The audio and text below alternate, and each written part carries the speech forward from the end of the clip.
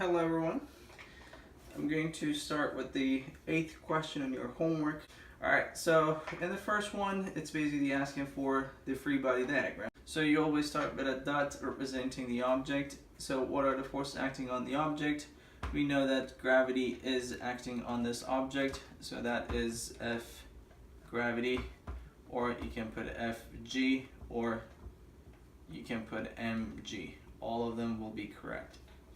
And since you have a surface, then you're going to have a normal force, and normal force is perpendicular to the surface all the time, so that's your normal force.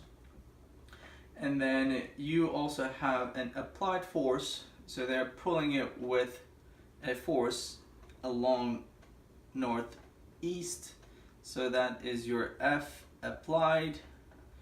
And then last thing that we need to look at, if we have a friction, so if you read the question, it says it's pulled along a rough horizontal surface. That means you do have friction on the surface, and since the object is moving to the right, friction will be against the movement, so that is going to create a friction force going to the left. So that's your free body diagram for the object. So that's the answer for A. And B, it is asking for the normal force. So if you would like to find the normal force, basically you start with X and Y. So net force on X equals MAX, and then you're gonna have net force on Y equals MAY. So if you would like to find a normal force, as you can see, it is acting on your y-axis. So that means you're going to deal with the forces on the y-axis. But before you go to the y-axis, you have that stupid guy right here that's with an angle. So that means you need to find its component. So first we need to simplify our free body diagram. So how are we going to do this? So you have this extra force, and they say F1, so we can also use F1 because in the question they tell you to use F1, M, theta, and A1. So for those questions you should be careful, and you should only use the letters that they allow you to use. So that's your F1, but that's an applied force, so in the free body diagram it's going to be given as F applied, or you can also put it as like F1. There's no problem with that. So since this guy is with an angle, first we need to find its components. So to be able to find its components, we need to draw X and Y.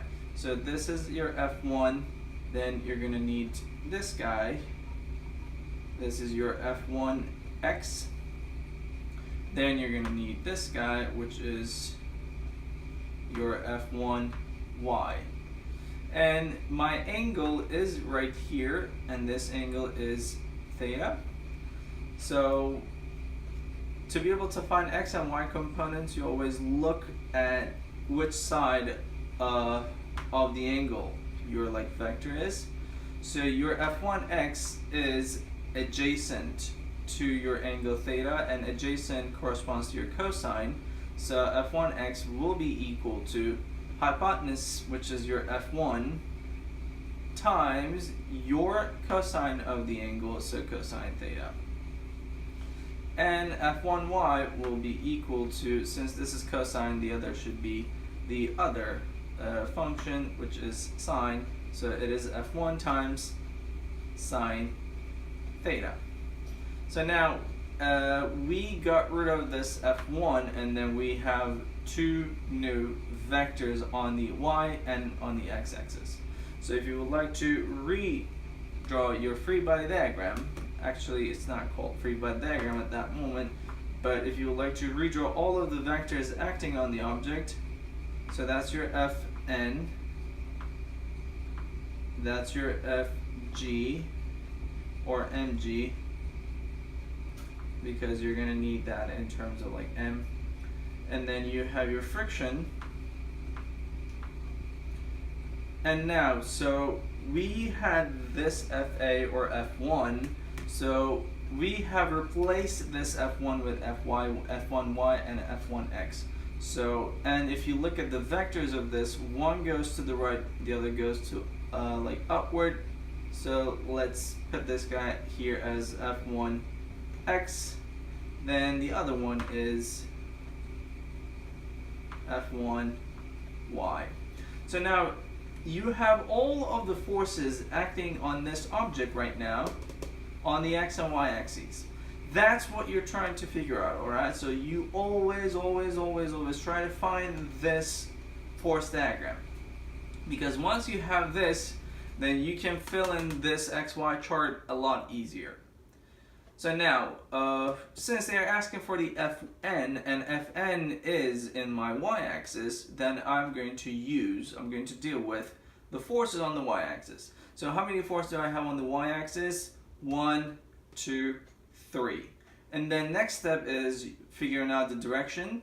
So those two are going up, so that means these two will be positive, and this guy goes down, and that means this guy is going to have a negative force. Then if you would like to go up to y chart, then you will see that you have total force on the y-axis. So all we have to do is write down all of the forces that is going up. And if you would like, Fn is the one that is going up, plus, because you have another one that is going up, this is F1y, and then you have this mg or fg, whatever you would call it, but I'll go with fg for now. And then that's equal to mass of the object times the acceleration of the object on the y-axis. So now, what should we do at that point? Since we are trying to figure out your Fn, you basically isolate Fn. But in the question, you cannot use F1y, because if you look at the question, there is no such a term that allows you to use. Or Fg is also an unknown for the question, because they tell you to use M, F1, theta, and A1, and Fg is not none of them, or F1y is not one of them. So what you try to do in this case, you're trying to use the symbols that they give you, and then you try to solve it with the given terms.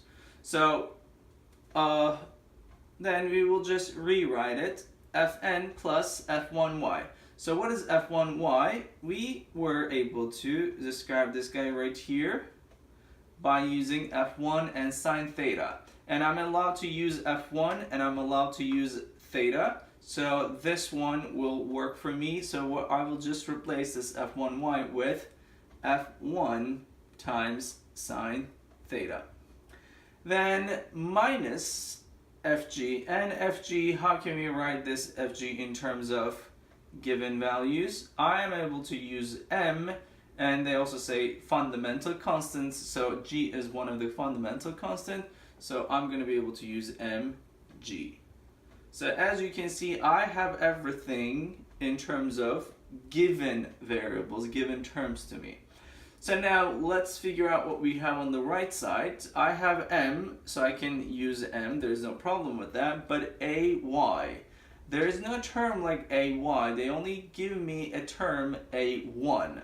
And a1 is your acceleration on the x-axis, not on the y. But we also know that acceleration on the y-axis, because this object, as you can see, well, you can't see over here, but this object is not going up or it's not going down. It is basically moving on the x-axis only. So since there is no movement on the y-axis, your acceleration on the y-axis will be 0. So now we will just solve this equation for Fn.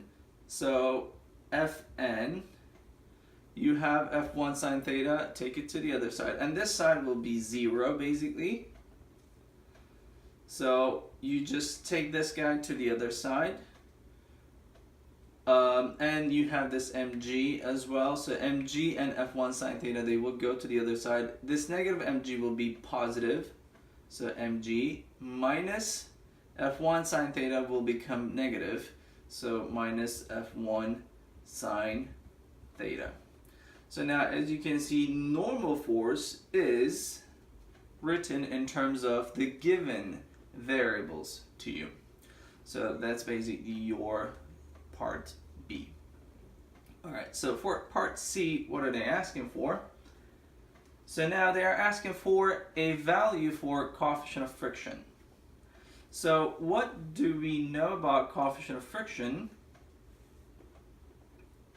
FF equals F normal times mu.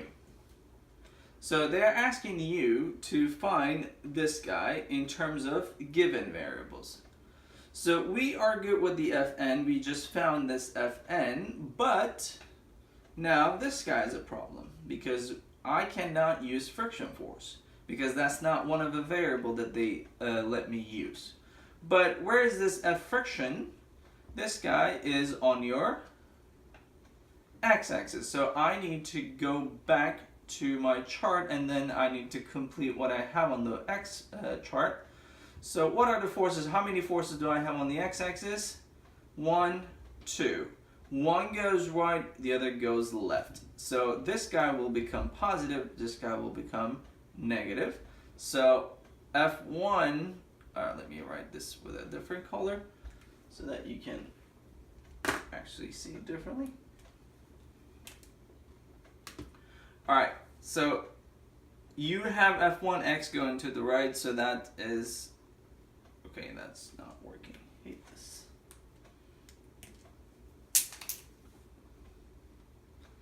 So F1x goes to the right, and then you have negative, and this negative is because of the direction it's going to the left, FF. And then that's equal to mass times acceleration. And what did they tell me about acceleration on the x-axis? They said it's going to be A1. So now F1x is not a term that I can use, and I'm trying to solve for this M I can use, A1 I can use. So the only problem is with this guy. So what should I do? I need to rewrite this guy with the terms that is given or that they allow me to use. And if you look at your x and y components, then we see that this F1x is already given with the variables that I can use. So that's F1 times cosine theta. I can use F1, I can use theta, so there is no problem.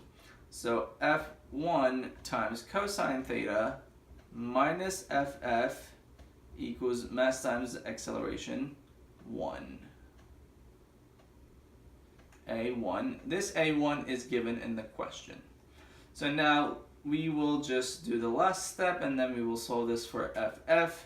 So your FF will be, so this is negative, take this to the other side, this M1, MA1, you take it to the left side, so it will become F1 cosine theta minus MA1.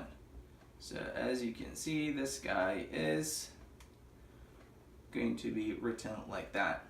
So now I found my FF with the terms that I'm allowed to use, F1, theta, M, and A1. So now what do I need to do? I just need to go back to that equation and then I need to solve this equation for mu. So if I would like to solve this for mu, what should I have? Mu equals basically FF divided by Fn. Alright, now it is going to seem complicated, but it's just a bunch of variables. It's not like difficult, it's just a lot of stuff together. Alright, so when you see that many like things, don't get scared. It's just like letters, and then if you were able to use numbers, then they would just represent a number. Alright, so now as a last step in this question, we will just replace FF and then Fn. So my FF is F1 times cosine theta minus MA1, and then your Fn is equal to F1 times sorry, you have mg first, mg minus f1 sine theta. So that is basically your coefficient of friction. So yes, I see, like, I understand that's complex thing, but that is the answer. Again, if you would like to, once you're solving on your own, if you would like to correct, like make sure that you got it right, you can always refer to the solution manuals online. So you just really need to type the year. Alright, and the last part, not last actually, there's one more part. In the next part, they're asking for the graphs. So you have a constant force acting on the object, so that means you have a constant acceleration. And they're asking for xt and vt graph. This is for part D. So if you would like to draw your xt and vt for an object that is accelerating constantly, then you know that acceleration means change in velocity. So if you have a constant acceleration, that means your change in velocity is the constant rate. So your velocity will increase with the same rate. And if you would like to refer to your xt graph, then you will just have xt right here. And if you have a linear increasing velocity time graph, that means you're going to start displacing with a lower rate, but as time goes on, you're going to increase your rate of displacement. So that means you're going to have a curve, increasing curved graph. So in the last part, it's a little bit tricky. They're basically asking for if you apply enough force, it's going to lose the contact with the surface. And then basically they're asking for what is the maximum acceleration that you can have before you lose the contact with the surface. So when you're losing the contact with the surface, that means two things. Losing contact with the surface will tell you that this guy, normal force, becoming 0. Fn will become 0. This is basically the critical point, because if you have no contact with the surface, then your normal force at that point will be 0, because there is no force on the surface, so there's no reaction of the surface. So your Fn will become 0. And when you have Fn 0, what else is going to happen? Remember that friction force is actually depending on normal force. So if you have no normal force, that means no contact with the surface, so there's no friction on the surface. So basically those two conditions are going to help us to find the maximum acceleration on the x-axis. So my acceleration will be found from the x-axis because I'm accelerating on the x-axis. So I will just rewrite this equation, f1x minus 0 equals m, and that acceleration will be my maximum acceleration, because this is a specific condition when I have like the maximum acceleration and lose the contact with the surface. So my acceleration will become f1x equals, so f1x minus 0 equals m times a maximum. So what's my f1x? We know that from the previous part, so that is f1 times cosine theta minus 0, basically nothing, equals mass times a max. So a max will be basically f1 times cosine theta divided by m. And all of those terms are the terms that I can actually use, so there's no problem. So this is going to be the solution for the last part. So that is it for the first question, and I don't know how long it took, but you can simply use this solution, but I advise you guys to try those on your own first. Alright, that's how you are going to learn. I can solve all of those questions and you can copy and paste it, but after some point you need to actually start solving questions on your own.